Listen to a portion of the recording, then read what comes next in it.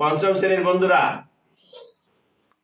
Right form of word, পঞ্চম শ্রেণীর right form of word দেখো, এগুলো জানতে গেলে কিছু টেন্স জানতে হয়।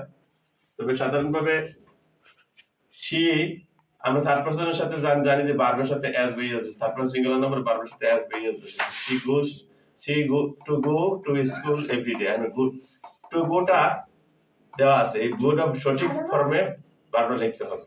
C goes to school every day. Last January I go to a কাপ পেপরি, এই গোটা সঠিক ভার্ব হবে। লাস্ট জানুয়ারিতে তো এটা গত হয়ে গেছে, এই জন্য গল্পের লাস্ট জানুয়ারি, তাহলে গোটা ওয়েন্ট হবে, গো এর পাস্ট টেন্স ওয়েন্ট। তো last January I went to a কাপ temple. The worker are repair the bridge, আর আছে, আর তাহলে এমনি যা, তাহলে আমরা জানি কন্টিনিউ আছে, আইএনজি ফর্মে থাকে, আইএনজি ফর্মে থাকে। দি ওয়ার্কার্স আর রিপেয়ারিং, ওই রিপেয়ারটা রিপেয়ারিং হয়ে যাবে, repairing the bridge. She was hold in onto a tree, এটা তোমাদের বই আছে।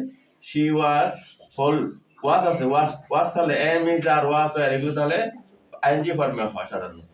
She was holding, hold এর সাথে আইএনজি যোগ হবে, ING part, onto a tree. Birds were আছে, was আর বহু বচনে were, sit in the tree, তো একই কথা।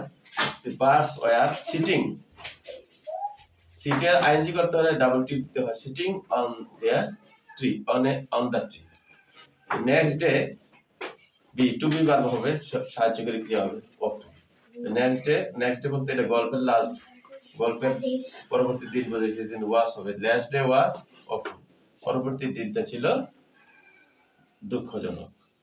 যারা যে ভিডিওটা দেখছো তোমাদেরকে অনেক অনেক ধন্যবাদ, যারা সাবস্ক্রাইব করেছে তাদেরকে অসংখ্য ধন্যবাদ, এবং যারা এখন ভিডিওটা সাবস্ক্রাইব করেনি দয়া করে সাবস্ক্রাইব করে দিবে, শেয়ার করে দিবে, অন্যরা জানতে পারবে, এতে উপকার হবে।